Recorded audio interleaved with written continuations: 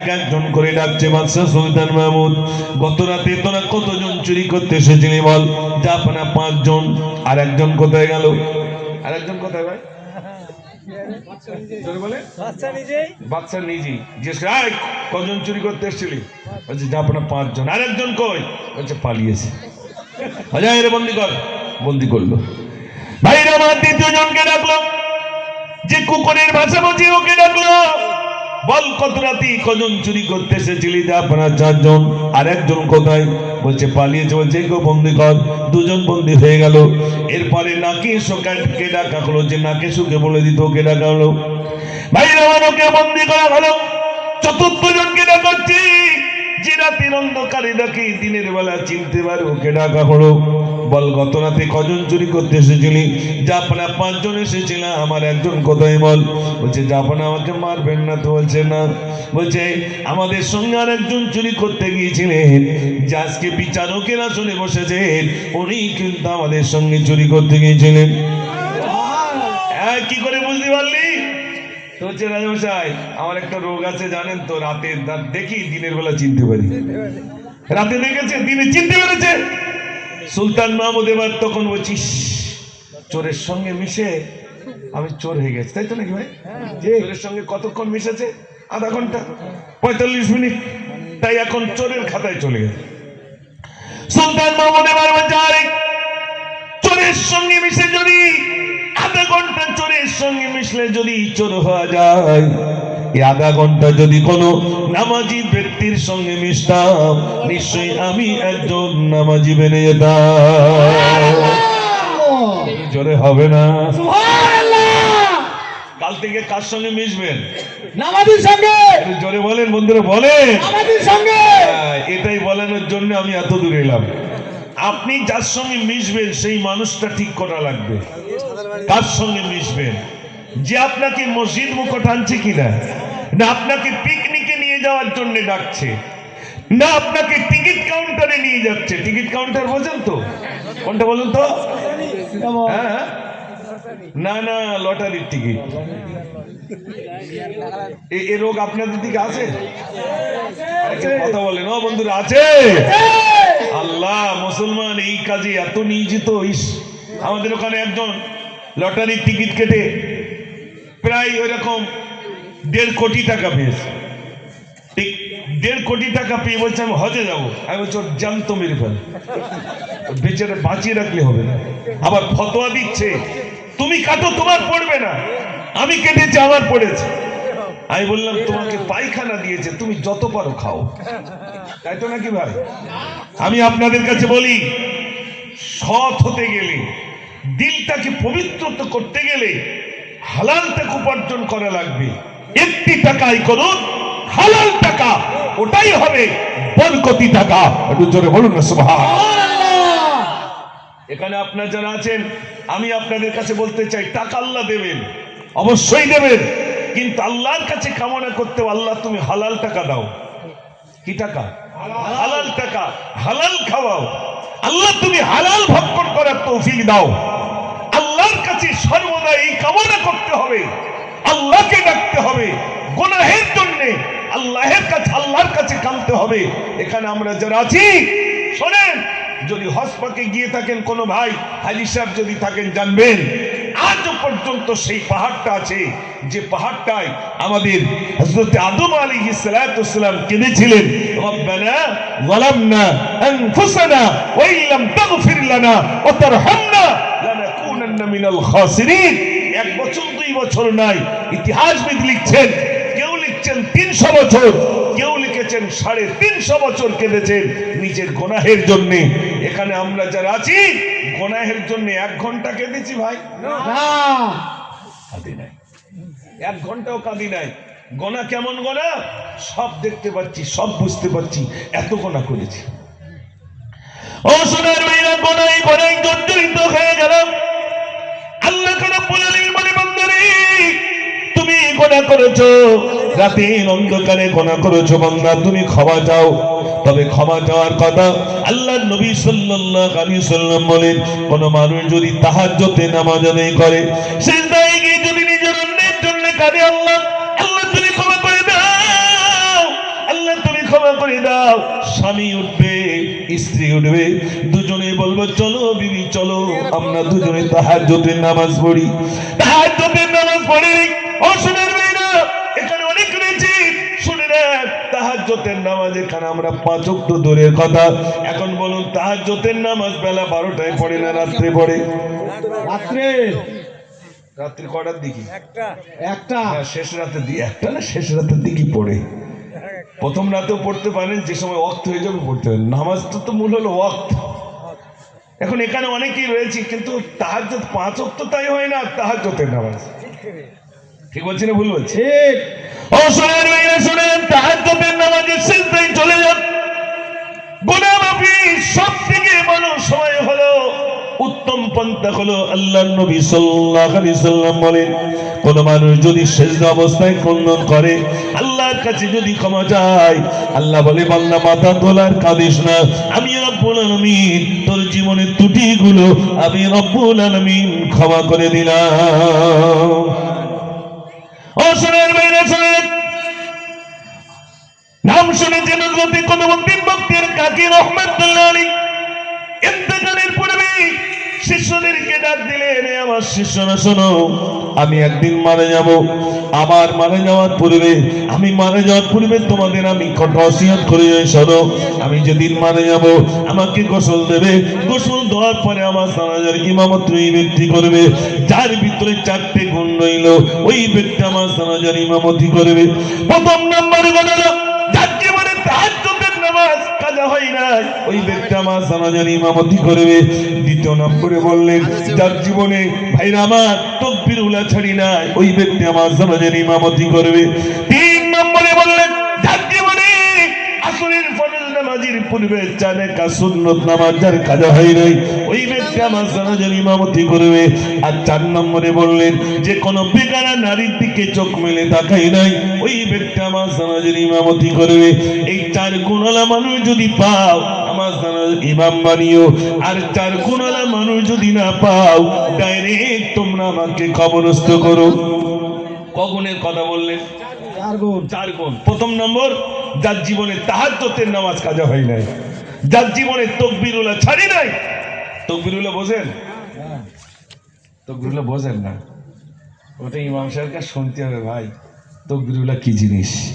ইমাম সাহেব যেই বলবেন, তাকবীরের পরেই বলবেন আল্লাহু আকবার।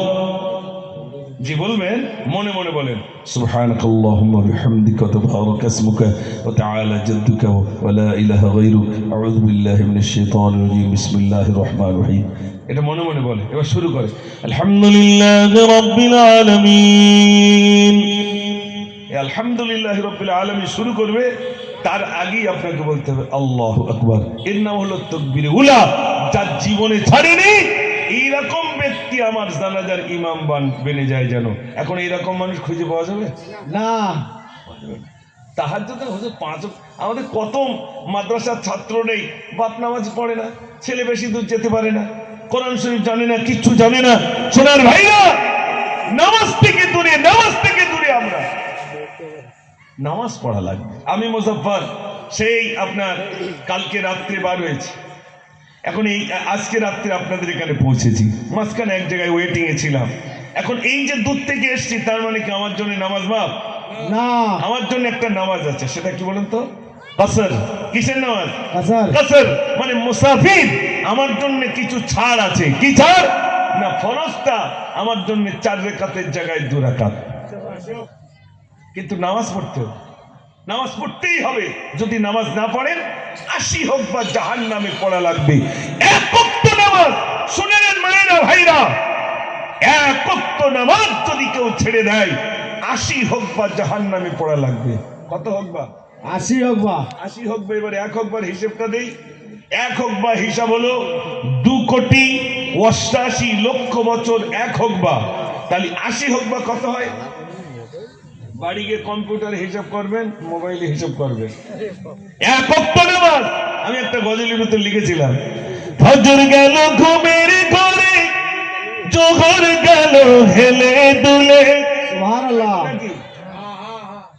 ফজর গেল ঘুমের ঘরে, জোহর গেল হেলে দুলে, আবার আসিরের ওই আজান আমি কাজে রওনা, নামাজ হলো জান্নাতের ওই ঠিকানা। কবি লিখেছেন মাগরিবের ওই আজান শুনি চা খেতে ওই বসি আমি, সবাই ওযু করে যাই যে দেখি আমার নামাজ হলো না, নামাজ হলো জান্নাতের ওই ঠিকানা।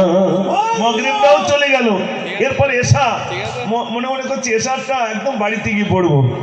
বিবি তো রেডি, স্বামী বাড়ি আছে না।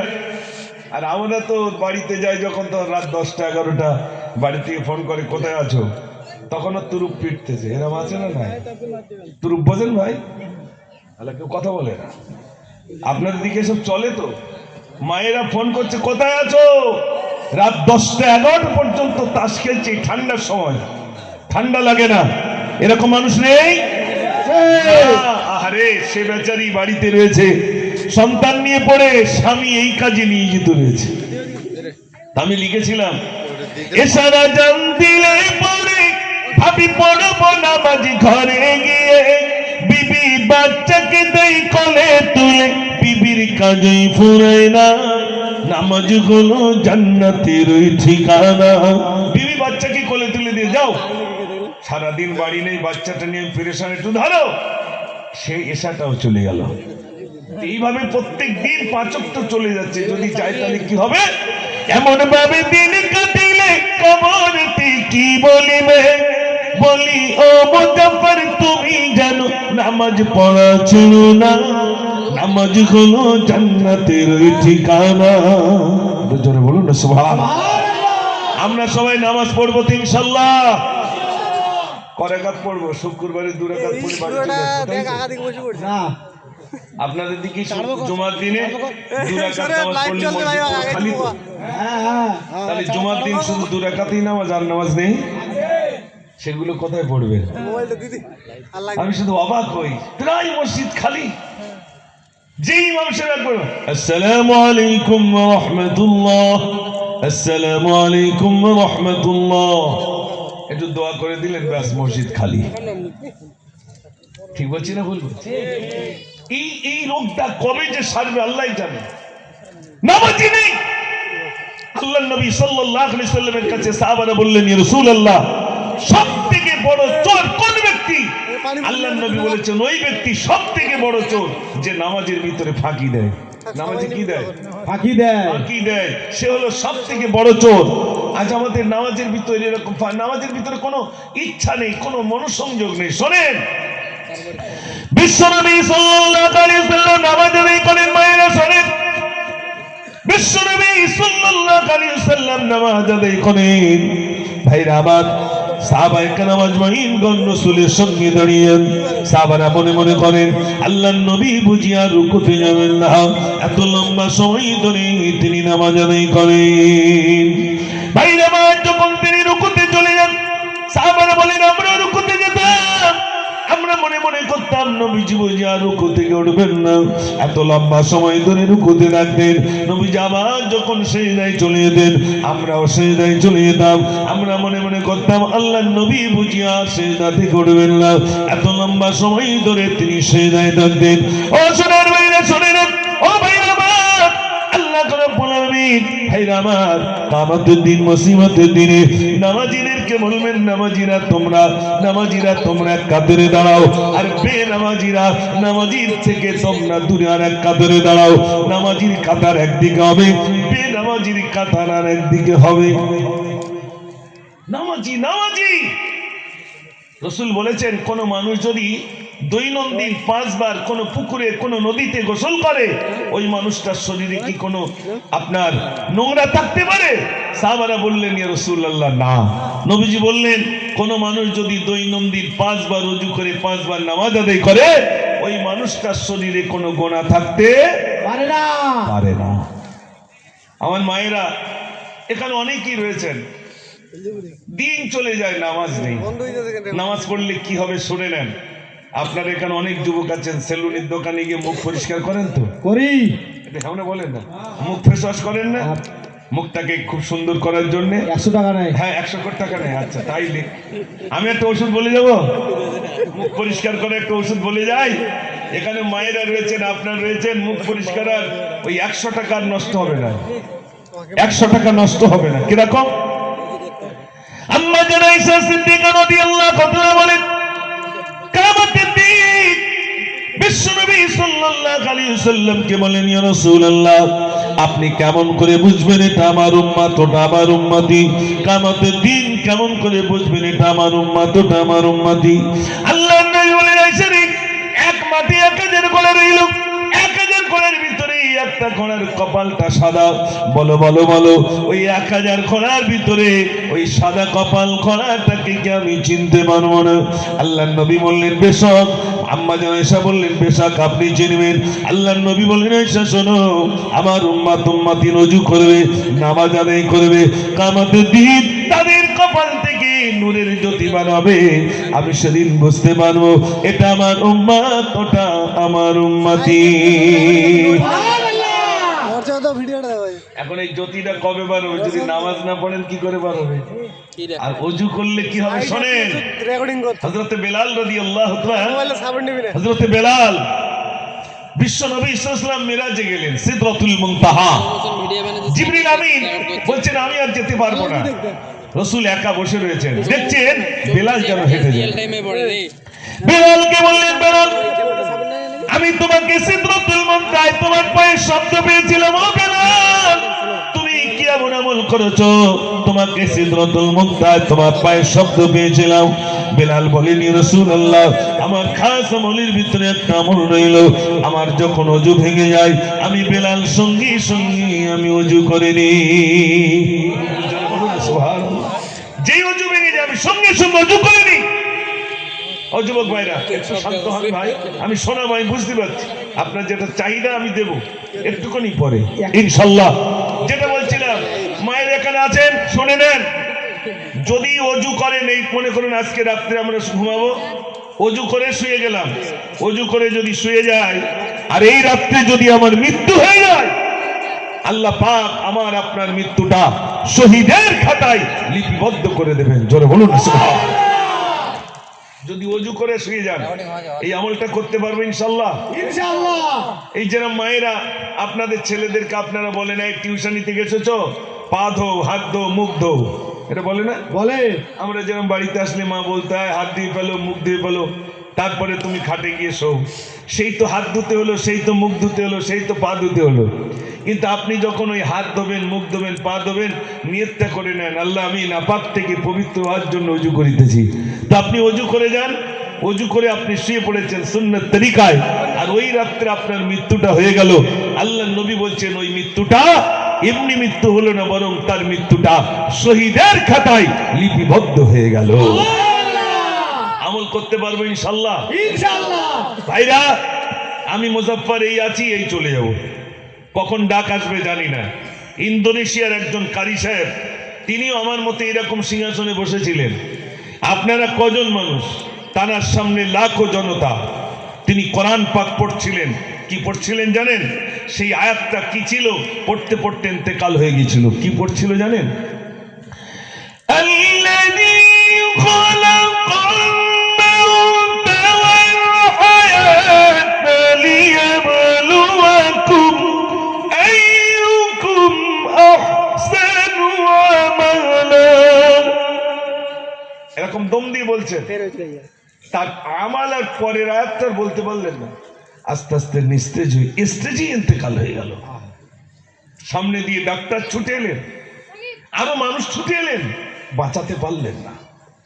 আমি মুজাফফর আছি, আল্লাহ যদি ডাক দেন আমাকেও চলে যেতে হবে। ঠিক, এই দুনিয়া তুচ্ছ দুনিয়া, ঠিক চলে যাওয়া লাগবে। আল্লাহ বলছেন, কি আয়াতটা ওই কারি সাহেব পড়ছিলেন? আল্লাযী খালাকাল মাউতা ওয়াল হায়াতা লিয়াবলুয়াকুম আইয়ুকুম আহসানু আমালা। আল্লাহ বলছেন, আমি মৃত্যু দিলাম এবং হায়াত দিলাম, কে কেমন আমল করে আমার কাছে আসতে পারে। আমার সোনার ভাইদের কাছে বলবো, ব্যবসা করেছেন, বিজনেস করেছেন, এসআইআর হচ্ছে, কাগজপত্র দেখাতে হচ্ছে না ভাই? একটু হ্যাঁ বলেন না। এটা আমার একজন ভাই কইছে, ভাই কই, আমার কাছে ফোন করেছিলাম, যিনি সেক্রেটারি সাহেব, ভাই বলছিলেন আজকে আমার হিয়ারিং রয়েছে। হিয়ারিং মানে কি, কাগজপত্র দেখাতে হচ্ছে? হ্যাঁ। তাই তো? তাই হিন্দুস্তানে থাকার জন্য এতটা কাগজ লাগছে। মায়েরা শোনেন, হিন্দুস্তানে আপনি নাগরিক কিনা তার প্রমাণের জন্য যদি এতটা কাগজ দেখাতে হয়, যেদিন মারা যাব সেদিন কবরে রেখে আসবে তা আমি মোমেন কিনা তার জন্য কাগজপত্র দেখাতে হবে না? হবে না? হবে। এখন প্রথম জিজ্ঞেস করবে নামাজের কাগজ আছে? আছে আমাদের? আছে? কবরে জিজ্ঞেস করবে নামাজের কাগজ আছে? নেই। রোজার কাগজ আছে? রোজার কাগজ 27, 28, 29, তাই তো নাকি? 27 থেকে রোজা রাখবে, 28, 29। আহে আল্লাহ, আমার যুবক ভাইদের কাছে বলবো 5 ওয়াক্ত নামাজ পড়তে হবে। রমজানের পূর্ণাঙ্গ 30টা রোজা আমরা রাখবো ইনশাআল্লাহ। একটা রোজা ছাড়বো না। রাজি আছেন তো? ইনশাআল্লাহ। একটা রোজা আমার জীবন থেকে যেন সরে না যায়। যদি তা চলে যায়, এমনি তো যে মুসিবত আসছে, এমনি মুসিবত আসছে। মেঘ উঠেছে, কখন পানি হবে কারোর জানে নেই, কোন মুহূর্তে ধাওয়া করবে কেউ জানি না। আমার সকল ভাইদের কাছে বলছি, শোনেন, আমরা নামাজ থেকে দূরে যাব না। আমরা নামাজ পড়বো, রমজানে রোজা রাখবো, 30টা রোজা রাখবো ইনশাআল্লাহ। পাঞ্জেগানা নামাজ পড়বো। আমাদের ইমামে আজম আবু হানিফা রহমাতুল্লাহ আলী সারাটা রাত ধরে নামাজ আদায় করতেন। ভাই আমার পাহাড় জোড়াই হযরত ইমামে আজম আবু হানিফা রহমাতুল্লাহ আলী কিছুদিন পরে ইহুদি তার ছেলেকে বলছে, বাবা ওই পাহাড় জুড়ে একটা বাবলা গাছ দেখলাম, ওই বাবলা গাছটা দেখা যায় না কেন? তিনি বললেন, বাবা ওই যে বাবলা গাছটা দেখতে, ওটা বাবলা গাছ নয়, ওটা হলো জামানার ইমামে আজম আবু হানিফা রহমাতুল্লাহ আলী সারাটা রাত ধরে তিনি নামাজ আদায় করতেন। ও সোনার ভাইরা আমার, ইমামে আজম আবু হানিফা রহমাতুল্লাহ আলী রাস্তা দিয়ে চলেছেন। কিছু মানুষ বলছে, ওই যে মানুষটা আসছে, ওই মানুষটা দৈনন্দিন 500 রাকাত নফল নামাজ পড়ে। ইমাম আজম বলেন, না, আমি 500 রাকাত নয় বরং 300 রাকাত নফল নামাজ পড়ি। ইমাম আজম আবু হানিফা রাহমাতুল্লাহ আলাইহি সেই দিন থেকে দৈনন্দিন 500 রাকাত নফল নামাজ আদায় করে। সুবহানাল্লাহ। কত রাকাত? 500। মায়েরা 500 রাকাত নফল নামাজ পড়েছেন। আমরা ক রাকাত পড়েছি? আমরা ক রাকাত পড়েছি? এই জন্য আমার মায়েদের বলবো, আমি দেখেছি আপনারা এখানে একটা মক্তব বানিয়েছেন। মক্তব, তাই তো নাকি? মক্তব তৈরি করেছেন তো? না হয়নি? হয়নি মক্তব। আমি কমিটির ভাইদের বলবো, গ্রামে একটা মক্তব বানান।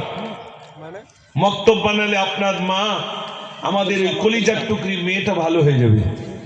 যেই মক্তব বানাবেন, ওই মক্তবে ছেলেরা পড়বে, মেয়েরা পড়াশোনা করবে, কোরআন শরীফ শিখবে। আমাদের মেয়েরা পরিবর্তন হয়ে যাবে, ছেলেরা পরিবর্তন হয়ে যাবে। দেখাশোনা হলে মেয়েদের জিজ্ঞেস করে না, কোরআন শরীফ জানো কি? জিজ্ঞেস করে আপনাদের দিকে? জিজ্ঞেস করে তো? জিজ্ঞেস করে। তা আমরা কোরআন শরীফ শেখাই কখন? মাধ্যমিক পাস হয়ে গেছে, 2 মাস ছুটি, যাই মানুষের কাছ থেকে একটু কোরআন শরীফ শিখে নেই। তো 2 মাসের ভিতরে মানে 70 দিন কামায়, তাহলে কদিন পড়লো? বুঝতে পারেননি? কদিন গেল, এর ভিতরে কোরআন শরীফ ধরে নিল। দেখাশোনার সময় সব যুবকরা গেল, চাচাকে নিয়ে গেল, চাচা তুমি চলো, নইলে মান সম্মানের ব্যাপার। যুবকরা সব জিজ্ঞেস করে নিয়ে চাচাকে বলে, চাচা তুমি কি জিজ্ঞেস করো? চাচা জিজ্ঞেস করে, মা কোরআন শরীফ জানো? পাশে একজন দাঁড়িয়ে থাকে, বলে ও 2-3 বার খতম হয়ে গেছে। বলে না ভাই? বলে। পাশে যে দাঁড়িয়ে থাকে বলে 2-3 বার খতম হয়ে গেছে। আসলে 2-3 বার খতমই হয়নি, কোরআন শরীফ পড়িনি, কিছুই জানে না। এই জন্যে গ্রামকে যদি বাঁচাতে চান, বছরে একবার জলসা দিয়ে গ্রাম পরিবর্তন করা যাবে না। গ্রামকে বাঁচাতে গেলে, মায়েদের ভিতরে আল্লাহর ভয় আনতে গেলে, নিজের এই যুবক বন্ধুদেরকে পরিবর্তন করাতে গেলে গ্রামে মক্তব করা দরকার। প্রত্যেকটা গ্রামে মক্তব থাকা দরকার। ওই মক্তবে ছোট্ট ছোট্ট বাচ্চারা পড়াশোনা করবে, তারা কোরআন শরীফ শিখবে। এই তো শুনলাম কমিটির একটা যুবক ছেলে গত বছরে ছিল, এবছরে নাই, অ্যাক্সিডেন্টে ইন্তেকাল হয়েছে, তাই তো নাকি? ঠিক ঠিক। কি নাম জানো? মাসুদ সরকার। আমাদের কাছে আর নাই। সে দুনিয়া থেকে বিদায় হয়েছে। আপনাদের মতোই তো সেই মাসুদ সরকার, সে চলে গেছে অ্যাক্সিডেন্ট। ভাই আজরাইল কি দোষ নেবে? না, আজরাইল দোষ নেবে? দোষ নেবে না। সে চলে গেছে মাসুদ সরকার, আমি যে যাব না এর কোনো নিশ্চয়তা নেই। তবে অ্যাক্সিডেন্টে মারা গেছে মানে আল্লাহ পাক তার শহীদের দরজা নসিব করে দিয়েছেন। একটু জোরে বলুন না সুবহানাল্লাহ।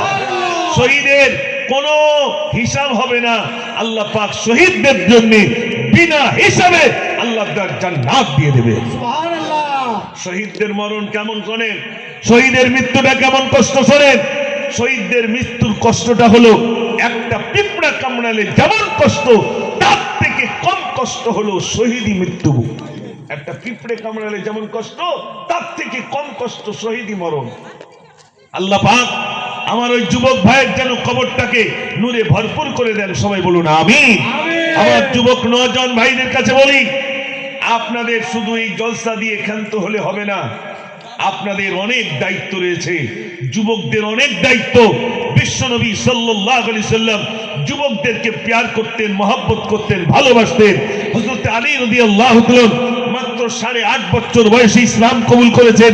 আগামী দিনে মসজিদ বলেন, মাদ্রাসা বলেন, কবরস্থান বাঁচানোর জন্য বয়স্ক মানুষ আগে আসবে না, আসবে কারা? জোরে বলেন। তাহলে যুবকরাই যদি পরিবর্তন হয়ে যায়, যুবক যদি আগে আসে, মনে রাখবেন আবু জেহেলকে মারার জন্য বয়স্ক মানুষের প্রয়োজন হয় নাই। আবু জেহেল নাম শুনেছেন? হ্যাঁ, আবু জেহেল যার বাড়িটা পায়খানা করে সাজানো আছে মক্কা শরীফে, তার মারার জন্য দুটো ছোট্ট বালক, একজনের নাম হযরতে মুআজ আর একজনের নাম হলো হযরতে মুআব্বাস। দুজন এসে বলছি, ইয়া রাসূলুল্লাহ, আমাদেরকে একটু অনুমতি দেওয়া হোক, জিহাদের ময়দানে যাব। আল্লাহর নবী বললেন, তোমরা এত ছোট্ট যেতে দেওয়া যাবে না। দুজনে বললেন, ইয়া রাসূলুল্লাহ, আমাদেরকে একটু অনুমতি দেন, আমাদেরকে একটু অনুমতি দেন। আল্লাহর নবী বললেন, তাহলে এক কাজ করো, তোমরা দুজন কুস্তি লড়ো, যে জিতে যাবে তাকে যাওয়ার অনুমতি দেব। ভাইরা আমার, বললেন হযরতে মুআজ, ছোট্টের নাম হযরতে মুআব্বাস। ও সোনার ভাইরা, দুজন কুস্তি লড়বে। এমন সময় ছোট ভাইটা বড় ভাইকে দেখে বলছে, ভাই তুমি যদি আমাকে ফেলে দাও, আল্লাহর নবী আর আমাকে যাওয়ার অনুমতি দেবে না। ভাই তুমি যখন আমাকে ফেলার চেষ্টা করবে, তুমি নিজ ইচ্ছায় তোমার ছোট ভাইকে তোমার বুকের উপরে তুলে নেবে। আল্লাহর নবী বুঝতে পেরেছেন, দুজনের ইচ্ছা বুঝতে পেরে অনুমতি দিলেন, যাও। শোনেন যুবক ভাইরা, হযরতে মুআজ তলোয়ার নিয়ে যাচ্ছেন। হযরতে আব্দুর রহমান বিন আউফকে ডেকে বলছেন, ভাই আবু জেহেলকে একটু দেখিয়ে দিতে পারেন? বলছে, ওই তো সেই আবু জেহেল যে মুসলমানদেরকে শহীদ করে দিচ্ছে, মুসলমানদেরকে শহীদ করে দিচ্ছে। হযরতে মুআজ আগিয়ে গেলেন, যেই না তলোয়ার নিয়ে সামনে গেলেন, আবু জেহেল তলোয়ার মারল, ডান হাতটা কেটে গেল, বগলের তলে সামনে চামড়া ঝুলছে। বাম হাত দিয়ে ডান হাতে তলোয়ার নিলেন, ছুটছে, কাটা হাতটা সমস্যা করছে বলে বাম পায়ের তলে দিয়ে বিসমিল্লাহি আল্লাহু আকবার বলে ডান হাতটা ছেড়ে ফেলে দিয়ে বাম হাতে তলোয়ার নিয়ে আবু জেহেলকে টুকরা টুকরা করে দিয়ে জাহান্নামের খোরাক বানিয়ে দিয়ে নিজেও শহীদ হয়ে গেছেন। একটু জোরে বলুন না সুবহানাল্লাহ। আমার সোনার ভাইদের কাছে আমার এটাই দাবি, যুবক পরিবর্তন হয়ে গেলে গোটা সমাজ পরিবর্তন হয়ে যাবে।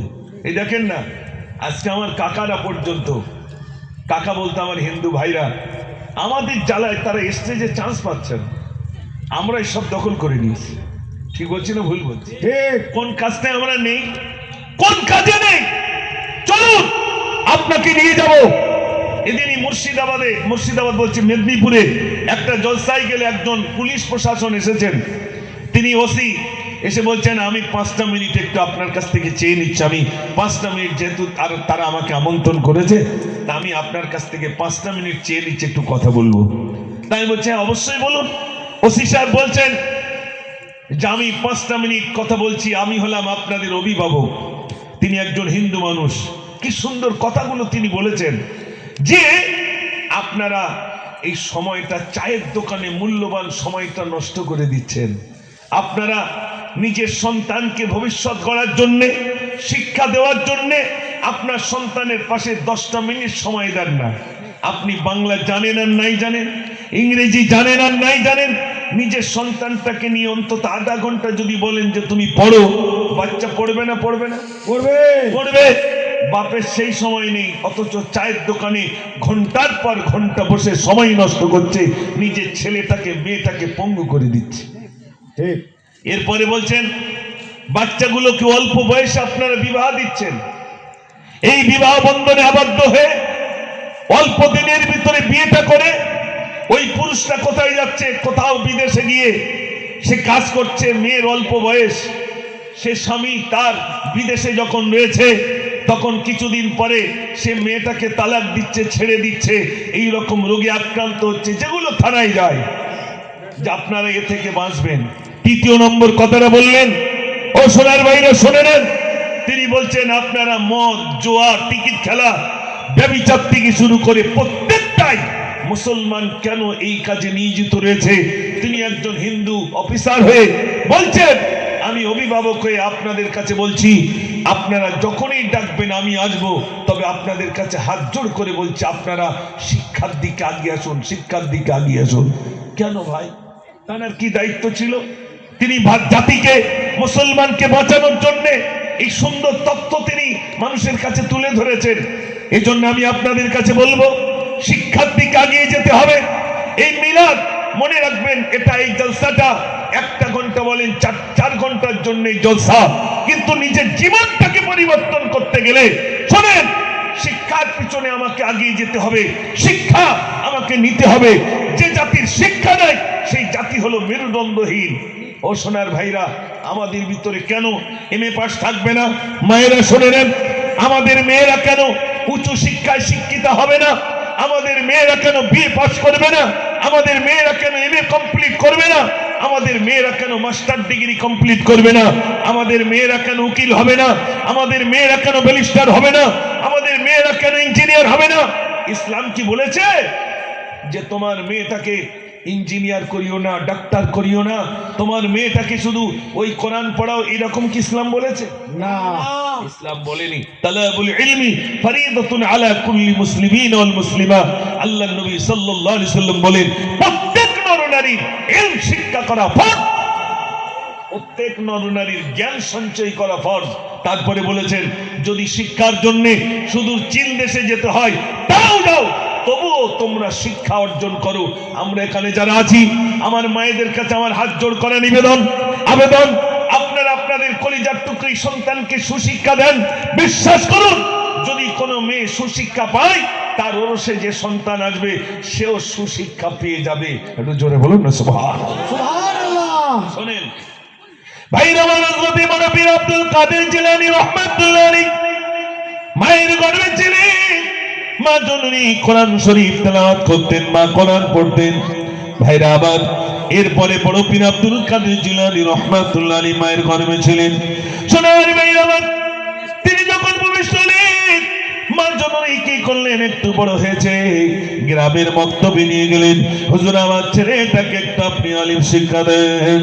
ওস্তাদ হুজুর এবার বললেন, বাবা তুমি বলো, আউযু বিল্লাহি মিনাশ শাইতানির রাজীম, বিসমিল্লাহির রহমানির রহিম।